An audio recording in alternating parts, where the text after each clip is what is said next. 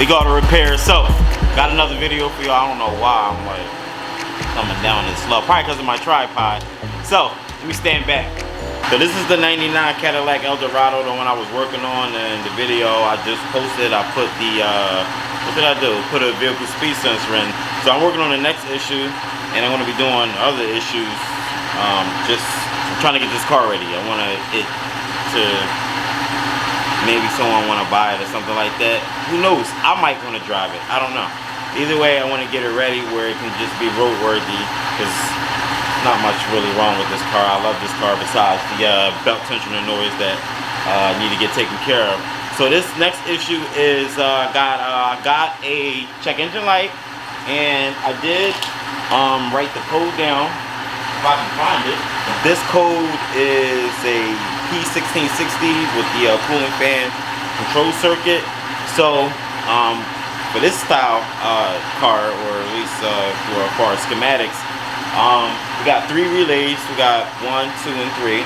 So just said, you got 1 for low speed, 1 for high, and then 1 where you can just control all of them together.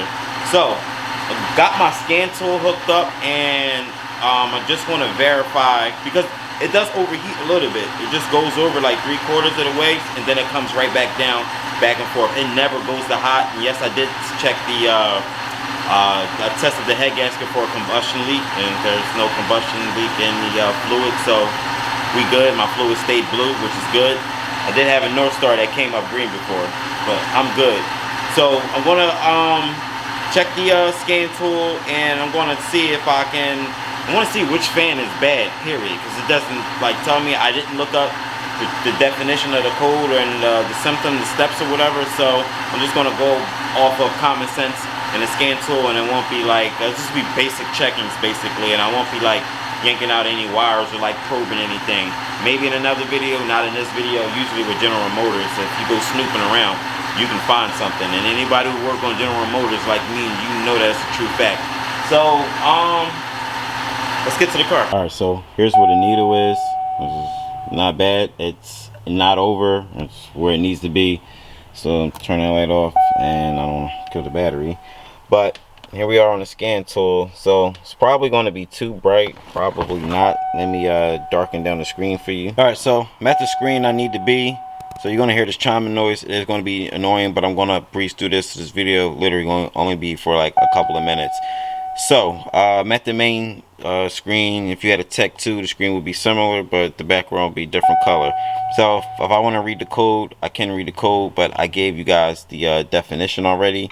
If you guys want to see it again for GP, I showed it to you just because you just wanted to see it. And we can see, I'm not worrying about the theft code, but we can see control module, long-term memory. I'm not worrying about that either. And worrying about this 1660 code. So that's the definition you see right there. Cooling fan control circuit, and we see that it failed. It fails every time. If I clear the light, it's going to come back on right away. That's why we know it's a hard fault. So I'm going to go back, keep going back, and then I'm going to go to actuation test, and I want to hear which fan is bad, or which relay.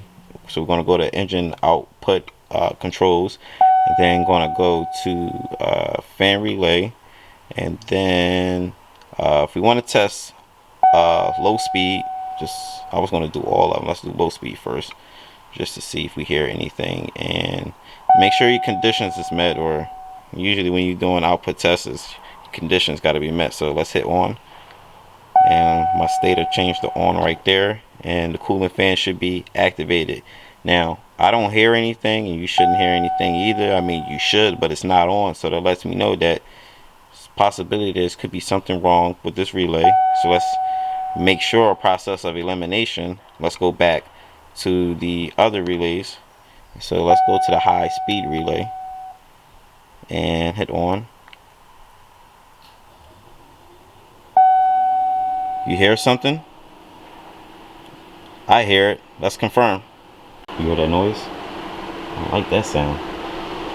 I'm just going to go underneath. I don't want to pop the hood, so no need to. You should be able to hear it. This is all audible. You don't need to be too much physical or too much visual. You just need to know by hearing and feeling. So Let's turn that off. Let's go to off. And we know that high-speed relay works. So let's go to all relays. And let's command them on. Oops, go back. I don't want to add data.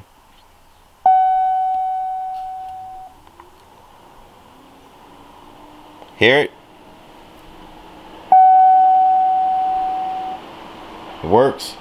So now what I'm going to do next is, since you know that one is not working, slow speed, I'm going to raise the vehicle and believe the location of the three relays are right by the radiator with a cooling fans or whatever the picture is. I don't know.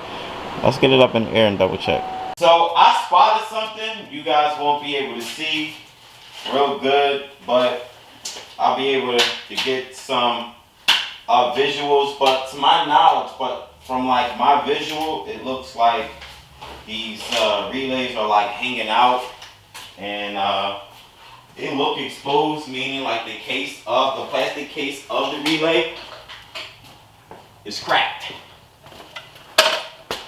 Let's get some lighting up here. Let's get some better lighting.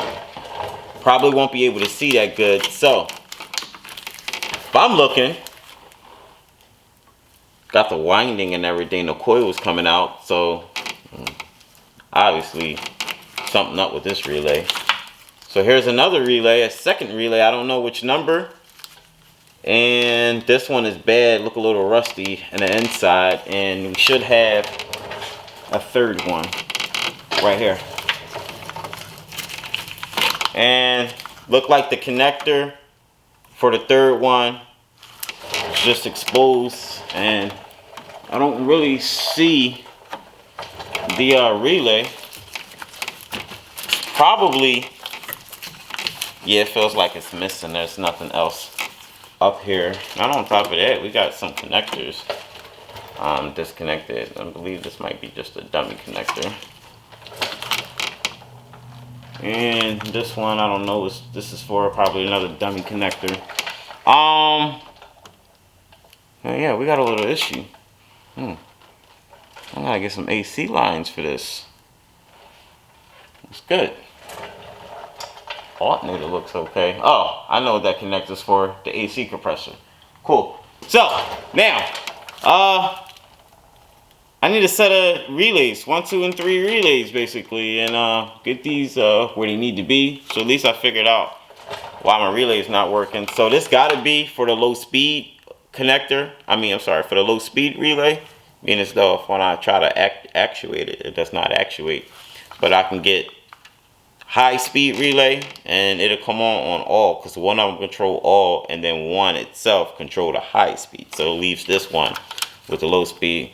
That one's not coming on. So part number on this is going to be nice and read it out for you in case you guys want to know. This is an old car, so I probably won't be able to make out some of these damn numbers. But it looks like a 9018B1. I could be wrong. And this one look like 9818B1 again. I can't read it correctly. I'm probably just going to go to the junkyard and just see if I can get another one. The wiring looks cool. At least I got my electrical tape and loom is good. No wires is exposed a lot. Color of the wire looks good. Like no oil migrated on it. You ever seen oil migrated through a wire harness? And you ain't work on cars long enough. Alright, so now at least we got some groundwork in. At least we got a little dirt on them. At least we know what to do now. So we see that we got multiple relays, at least 2 of them. It looks damaged. At least we know 2 of them work, but one of them is missing as well. So I'm going to get a set of 3 relays. Maybe I can get them from the junkyard.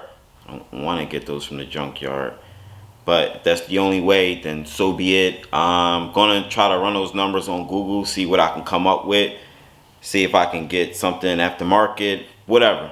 My connectors are good, wires are a good shape, not beat up, no oil migration, no none of that. So at least we found something good. So I don't know when I'm gonna get the part.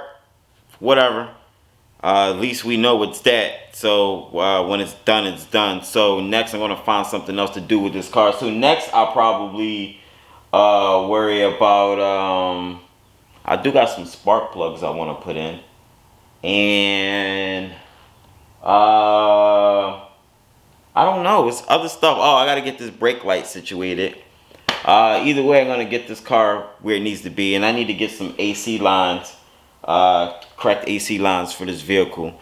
So at least in this video, you learned how to, using the scan tool, how to use output controls, meaning bi-directional controls. And I usually with cooling fans is activated output control from the computer.